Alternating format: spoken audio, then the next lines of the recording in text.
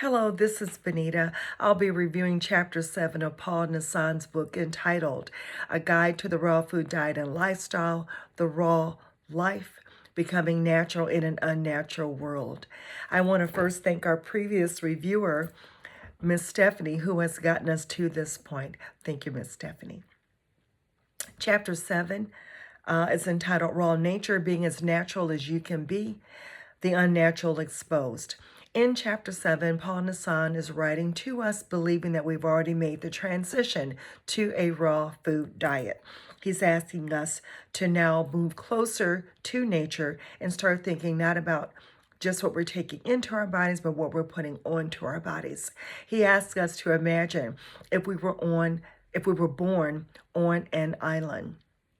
Not the islands of the cartoons where there's a spot of sand and one palm tree, but to consider if we were born on one of the islands, perhaps as large as one of the Hawaiian Islands.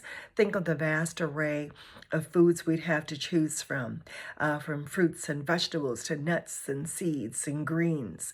He wants us to now take it a step further and think about how would we clothe ourselves. Think of all the natural products there would be to wear. Our cottons, our linens, our hemp products. He asked us to try to dress in more natural fibers, to wear loose-fitting clothing so that our skin can breathe. Another thing that I thought was very interesting, Paul Nison encourages us to start thinking about how we're watching television. Again, he refers to television as a brainwashing machine, and that it helps to keep us addicted to cooked foods and other unnatural things. And think about all of the hundreds and dozens and thousands, I would say, of commercials we see about cooked foods in the various restaurants. They keep that on our minds. Another thing that Mr. Nison talks about is how we, especially as women, he says we're dying to be beautiful. We're putting on makeup and beauty lotions and lipsticks, things of that nature, and that they're toxins. They are seeping into our bodies, and it's really a poison.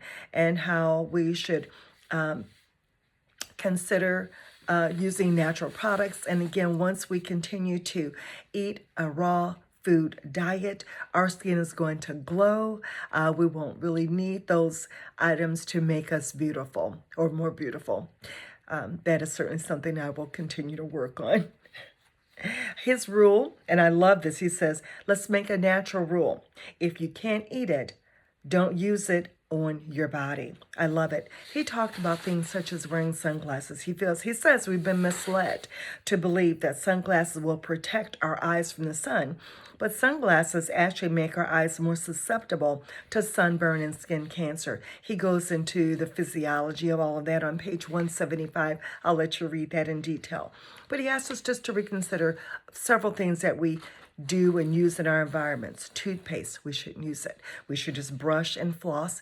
He does encourage use of a water pick, which he says he uses on a daily basis. Things like perfumes and mouthwashes, deodorants, eyeglasses, and contact lenses. He says there are exercises called vision therapy that people have used and been very successful in correcting their vision. There are tons of books on that subject, and I would certainly encourage you, as he does, to research that. Again, there are a number of healing centers here in the States. There are about 6. They are listed on page 178. I would encourage each and every one of us to try to visit one at least once while we're on this journey. One of the biggest things that Paul encountered while he was on this raw journey, what I thought was just so profound. He said he actually started this raw food journey for health reasons. He got something out of it, though, that he was not expecting, and that was a closer relationship or a greater sense of spirituality. And he says this does happen to people when they are eating a raw food diet. How things become more clear, your purpose, you begin to understand where you came from and where you're going. I will leave you with this as I look at the time. Paul says, we don't need to learn to become natural. We have to forget how to be unnatural. Chapter 7 was awesome. I encourage you to check it out. Thank you, and I'll see you next week. Bye-bye.